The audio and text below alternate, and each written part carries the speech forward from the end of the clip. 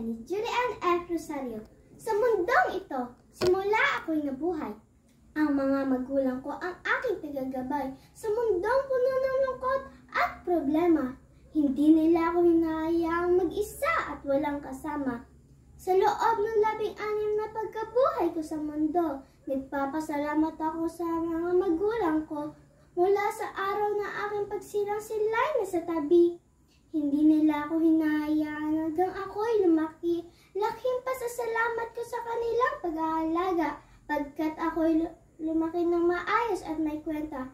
Kapag may problema, laging nariyan para umalala dahil ako'y mahal na anak nila. Bilang isang anak, hindi man ako perpekto.